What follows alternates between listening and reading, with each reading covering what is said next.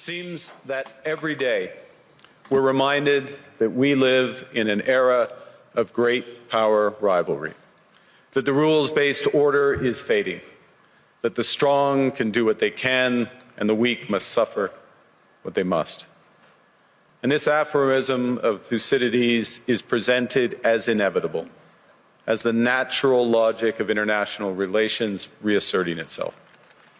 And faced with this logic, there is a strong tendency for countries to go along to get along, to accommodate, to avoid trouble, to hope that compliance will buy safety.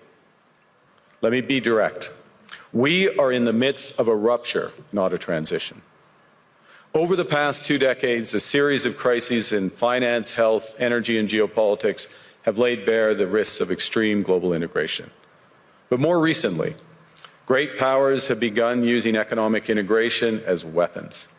Tariffs as leverage, financial infrastructure as coercion, supply chains as vulnerabilities to be exploited.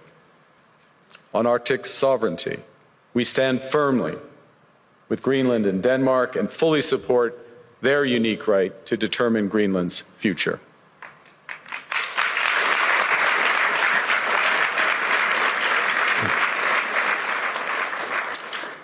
Our commitment to NATO's Article 5 is unwavering. So we're working with our NATO allies, including the Nordic-Baltic Gate, to further secure the alliance's northern and western flanks, including through Canada's unprecedented investments in over-the-horizon radar, in submarines, in aircraft, and boots on the ground, boots on the ice.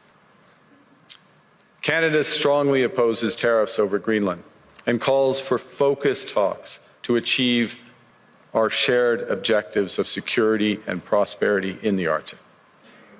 Argue the middle powers must act together because if we're not at the table, we're on the menu. But I'd also say that great powers can afford for now to go it alone. They have the market size, the military capacity, and the leverage to dictate terms. Middle powers do not. But when we only negotiate bilaterally with a hegemon, we negotiate from weakness. We accept what's offered. We compete with each other to be the most accommodating.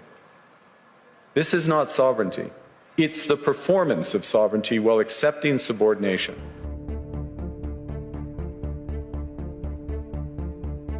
Going to be defending Canada. Canada gets a lot of freebies from us, by the way. They should be grateful also, but they're not. I watched your Prime Minister yesterday. He wasn't so grateful. But they should be grateful to us. Canada lives because of the United States. Remember that, Mark, the next time you make your statements. Canada and the United States have built a remarkable partnership in the economy, in security, and in rich cultural exchange. But Canada doesn't live because of the United States. Canada thrives because we are Canadian. Nous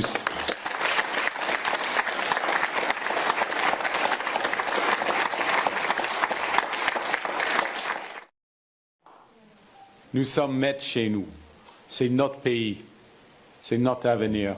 Le choix nous appartient.